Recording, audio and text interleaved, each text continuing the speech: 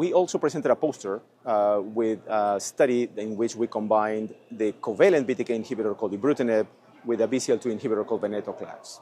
In this study, we tried to induce a combination of therapies that will elicit a fast and deep effect, and hopefully providing patients with a chemotherapy, with a non-chemotherapy regimen that is finite. This study ran into some trouble because we had already accrued 45 patients out of the 50 that we were initially planned to accrue. And two patients experienced a grade 5 arrhythmia, which means they died from this arrhythmia. And the etiology of the arrhythmia is unclear. We were not able to do autopsies on these patients to understand exactly what the problem with the arrhythmia and what exactly happened there.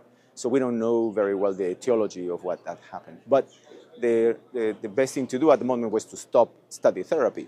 So fortunately or unfortunately, some patients completed almost the 2 years of therapy, some patients did not. And the median duration of treatment in the group was about 10 months. But everybody stopped at the same time. So we continued the study follow-up, even though the study therapy was stopped, we continued the follow-up. And so what I presented at ASH this year as a poster is the final analysis of this study. So in this study, what we did see was that after therapy was stopped, counting from the moment in which therapy started, there was a median time to progression of 3 years.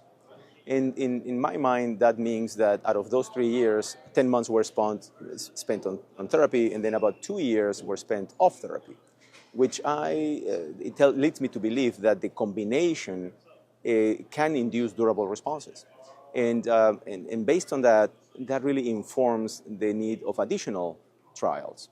So we have another study in which we are combining now pirtobrutinib, which I believe is a safer agent with Venetoclax, also for 2 years. And that was an oral presentation at ASH this year as well.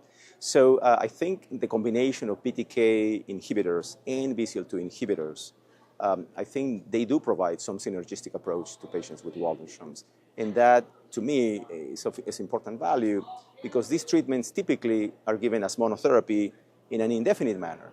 So if we can treat patients with finite treatments that will allow them to be off therapy for quite some time and then maybe get retreated again with these agents in the future because they were not exposed to these treatments long enough to become resistant. So I think there is value to that specific approach. Obviously, more research is necessary to understand if that is something that we can do.